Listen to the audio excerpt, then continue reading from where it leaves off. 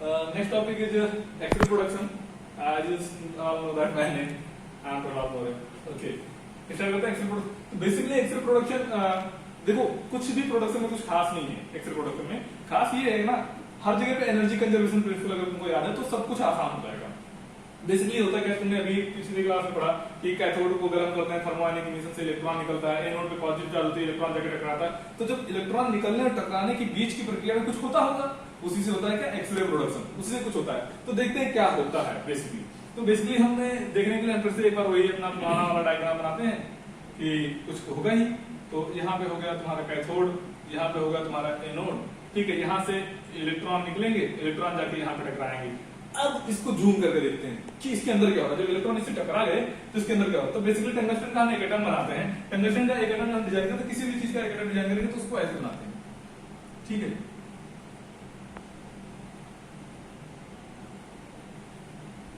ये हो गया nucleus, K shell, L shell, M shell और एक और कक्षक होती एन सेल, ठीक है।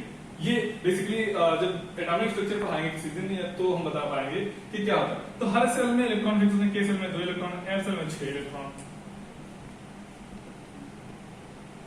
एन सेल में 18, एम सेल में 18, एन में 32, ठीक है। आपको समझ नहीं आना, ऐसे बना लो तुम लोग, ठीक है। थोड़ा आलसी किस्म का हो तो इसलिए ऐसा। तो अब होता क्या है कि इलेक्ट्रॉन जाके निकले, अब ये इलेक्ट्रॉन कुछ ना कुछ करेगा, इस इलेक्ट्रॉन जाके इस एटम से टकराएगा तो कुछ ना कुछ होगा। तो बेसिकली जो एक्सरे प्रोडक्शन होता है वो 2 प्रकार का होता है। पहला आता है ब्रेमस्टर्लम, बहुत टफ स्पेलिंग है, देखो मुझे याद है कि नहीं, BREMSSTRAHLUNG, ब्रेमस्टर्लम प्रोडक्शन पहला। ब्रेमस्टर्लम का मतलब होता है breaking of radiation, breaking of radiation,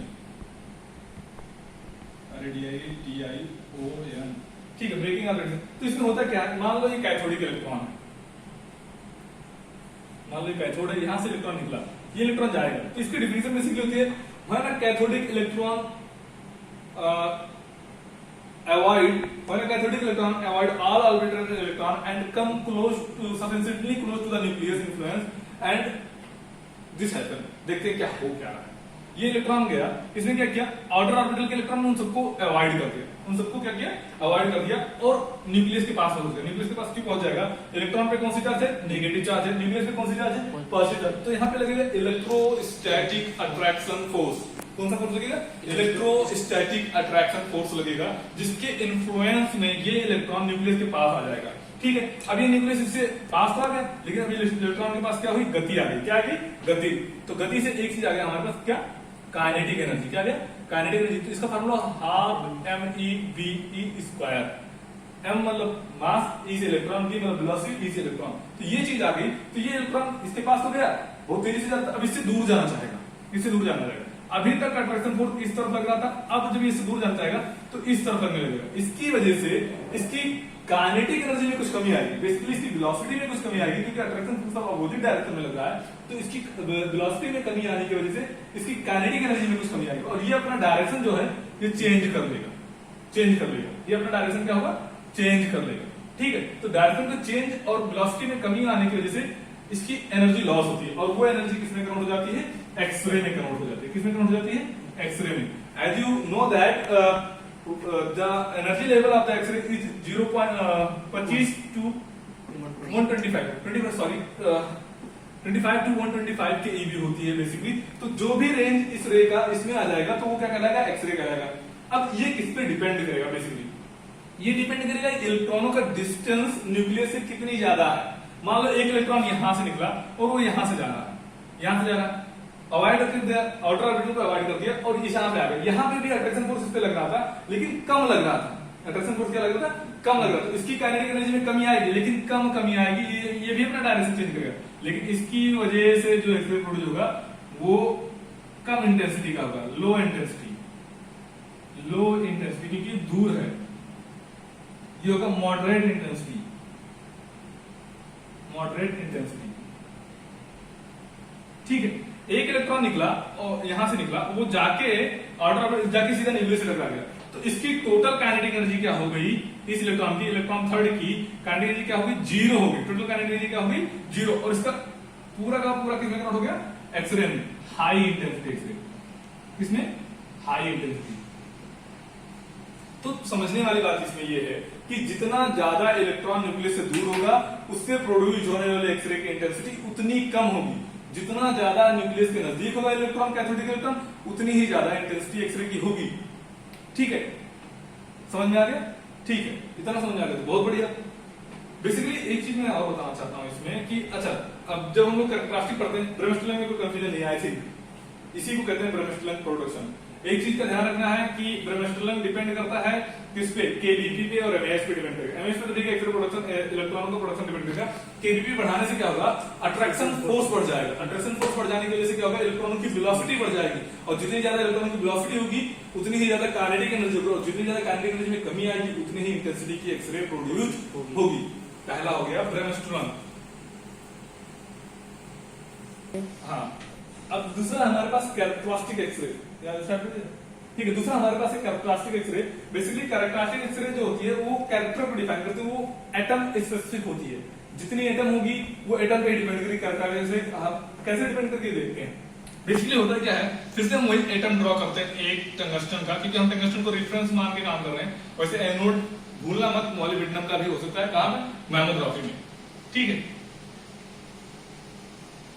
ठीक है। हुआ क्या, ये न्यूक्लियस हो गया, ये तुम्हारा के सेल हो गया, एल सेल हो गया, एम सेल हो गया, और इसके बाहर एक सेल और होगी, वो एम सेल हो जाएगी।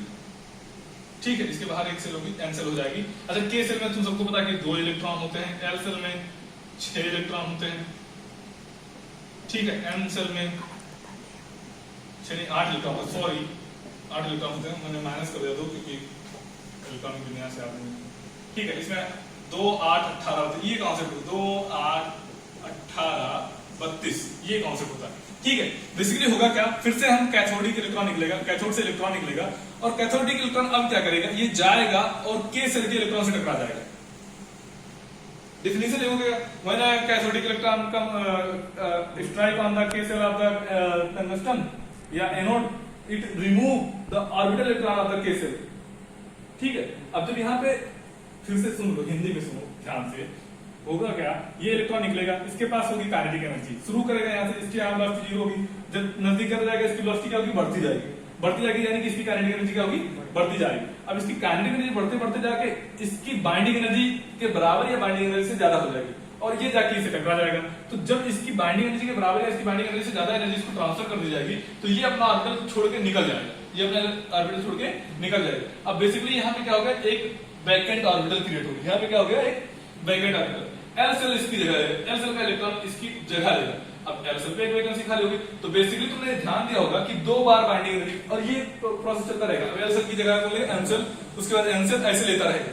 ठीक है, अब तुमने एक चीज ध्यान रखोगे कि बेसिकली 2 जगह बाइंडिंग एनर्जी होती है, तो तुमको एक चीज ध्यान में रखना है, जो इन दोनों का बाइंडिंग एनर्जी का डिफरेंस होगा, अगर वो इस रेंज में आ रहा है 25 से 125 के बीच में, तो वो क्या होगा, एक्सरे होगा। तो देखते हैं, जो के cell binding energy of K cell tungsten की कितनी होती है, 69.5। ठीक है, 69.5 keV होती है binding energy of K shell की, 69.5, and binding energy of L shell होती है 11 keV। ठीक है, 11 keV। इन दोनों का डिफरेंस कर दो, तो इन दोनों का characteristic x-ray is equal to binding energy of K shell minus binding energy of L shell. Binding energy का हम अगर 70 मान लें, तो 70 minus 11 is equal to 59 keV। 59 keV is come in this range 25 से 125, so it is a characteristic X-ray। अब तुम लोगों को एक क्वेश्चन आ रहा है सर कि ठीक है, यहाँ भी तो वैकेंसी खाली हुई, यहाँ का इलेक्ट्रॉन, यहाँ वैकेंसी खाली करो, इसको भी हम कम करेंगे। देखते हैं, 11 में से 9 11 में से 9 कितना होगा, 2, तो 2 keV क्या इस रेंज में नहीं आ रहा। तो ये बेसिकली क्या करेगा, एक्सरे प्रोड्यूस नहीं करेगा, क्या प्रोड्यूस करेगा, हीट या कुछ प्रोड्यूस कर सकता है, लेकिन एक्सरे प्रोड्यूस नहीं करेगा क्योंकि इस रेंज में नहीं आ रहा। ठीक है, ये था कैरेक्टरिस्टिक एक्सरे, वो था ब्रेमस्टेलिन एक्सरे। बहुत आसान है। कैरेक्टरिस्टिक एक्सरे में क्या होता है, के सेल इन्फ्लुएंस होती है, के सेल से इलेक्ट्रॉन आयनाइज करते हैं, एल सेल उसकी जगह लेता है, दोनों की बाइंडिंग एनर्जी का डिफरेंस होता है, वो एनर्जी डिफरेंस जितना आता है वही कैरेक्टरिस्टिक एक्सरे कहलाता है। ब्रेमस्टेलिन में क्या होता है, हम इलेक्ट्रॉनों की जो गतिज ऊर्जा होता है उसको तोड़ते हैं, और वही गतिज ऊर्जा की कमी दूसरे फॉर्म में कन्वर्ट हो जाती है, जिसको कहते हैं एक्सरे। ठीक है, मुद्दे की बात यह है कि ये सारी प्रक्रिया एटलीस्ट कभी भी तुमने कहीं ना कहीं पढ़ा होगा कि मात्र 1% एक्सरे कन्वर्जन होता है, बाकी हीट होती है। 99% हीट रिलीज होती है एंड 1% एक्सरे होता है। ठीक है, 99% heat, 1% x-ray at 100 kilo voltage. दूसरी चीज एक इंपॉर्टेंट ये है कि एट लीस्ट कैरेक्टरिस्टिक होने के लिए, कैरेक्टरिस्टिक एक्सरे प्रोडक्शन के लिए तुमको 70 किलो इलेक्ट्रॉन वोल्ट की एनर्जी देनी पड़ेगी, क्योंकि उसकी बाइंडिंग एनर्जी 70 केवी है। तो 70 वोल्ट की एनर्जी नहीं दोगे तो इलेक्ट्रॉन के पास उतनी एनर्जी नहीं होगी, इतने पे ही मशीन ऑपरेट होती है। 99% हीट। अब मेन मुद्दा आ जाता है कि 99% हीट रिलीज होती है, तो हीट कैसे रिलीज होती है ये देखने के लिए हमको थोड़ा सा काम करना पड़ेगा। ठीक है, कंटिन्यू करते हैं। अभी तक हमने पढ़ा जो एक्सरे प्रोडक्शन दो प्रकार का होता है, ब्रेमस्टलिंग एंड कैरेक्टरिस्टिक एक्सरे। लेकिन उसमें एक चीज और पढ़ी, जो एक्सरे प्रोडक्शन के बीच में 99% हीट रिलीज होती है। तो ये मुद्दे की बात है कि 99% यानी कि मास सबसे ज्यादा हीट रिलीज होती है, क्यों रिलीज होती है और कैसे रिलीज होती है, ये देखना है कि हीट कैसे रिलीज होती है और इसका मेथड क्या है। तो जितनी भी चीजें हमने बताई हैं प्रोडक्शन ऑफ एक्सरे, उसमें एक लाइन हर डिफिनेशन में आती है, avoid orbital electron. Avoid orbital electron, क्योंकि ये इंपॉर्टेंट कॉन्सेप्ट है हीट प्रोडक्शन का। होगा क्या, फिर से हम लोग वही ड्रा करते हैं,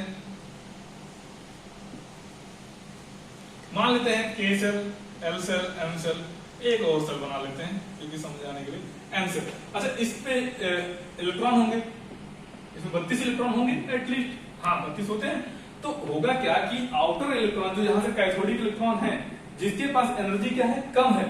एनर्जी कम इसलिए है कि इनके, इसके और इसके बीच की दूरी कम है। जब ये यहां तक पहुंचता है तो इसकी काइनेटिक एनर्जी इनकी बाइंडिंग एनर्जी से कम होती है। जो ये इलेक्ट्रॉन्स हैं, इनकी बाइंडिंग एनर्जी से कैथोडिक इलेक्ट्रॉन की काइनेटिक एनर्जी कम होती है, जिसकी वजह से ये इलेक्ट्रॉन अगर इससे टकराते हैं तो इसको आयनाइज नहीं कर पाते, इसको आयनाइज नहीं कर पाते। तो क्या करते हैं, इसको एक्साइट करते हैं, एक्साइट करते हैं। और जब ये इलेक्ट्रॉन एक्साइट होने के बाद फिर से रेस्ट फेज में आता है तो क्या करता है, हीट रिलीज करता है। क्या रिलीज करता है, हीट। और ज्यादातर इलेक्ट्रॉन यही चीज करते हैं, इसीलिए 99% क्या रिलीज होती है, हीट रिलीज होती है। रीजन क्या है कि ये इसको आयनाइज नहीं कर पाते, क्योंकि जो न्यूक्लियस और K सेल के बीच की डिफरेंस होती है, डिस्टेंस होती है, बहुत ज्यादा होती है। एक एटम न्यूक्लियस की डिस्टेंस होती है 10 टू पावर, न्यूक्लियस के 10 टू पावर -15 मीटर, और एटम की साइज होती है 10 टू पावर -10 मीटर। लगभग 1 लाख गुना बड़ा है एटम न्यूक्लियस से। तो इस वजह से जब यहां तक ये इलेक्ट्रॉन पहुंचता है, यहां तक ये इलेक्ट्रॉन पहुंचता है, तो इसकी डिस्टेंस कम होती है। इसकी वजह से ये अपनी काइनेटिक एनर्जी नहीं गेन कर पाता है, जिससे कि इसको आयनाइज कर पाए। अगर इसको आयनाइज नहीं कर पाता है तो क्या करता है, एक्साइट करता है।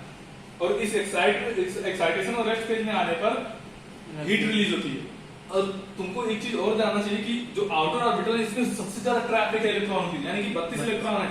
32 इलेक्ट्रॉन अगर लगातार एक दूसरे टकराते रहते हैं तो क्या होगा, हीट रिलीज होगा। अच्छा चलो ठीक है, मान लो K सेल से मतलब N सेल से निकल भी गया तो M सेल पे पहुंच गया, M सेल के इलेक्ट्रॉन पे भी ये प्रकार से होगी, क्योंकि एक्सरे प्रोडक्शन बेसिकली हमारा K सेल से और न्यूक्लियस से हो रहा है। बाकी सारे जगह पे क्या होगा, हीट प्रोडक्शन होगी, इसलिए 99% हीट रिलीज होती है और 1% एक्सरे।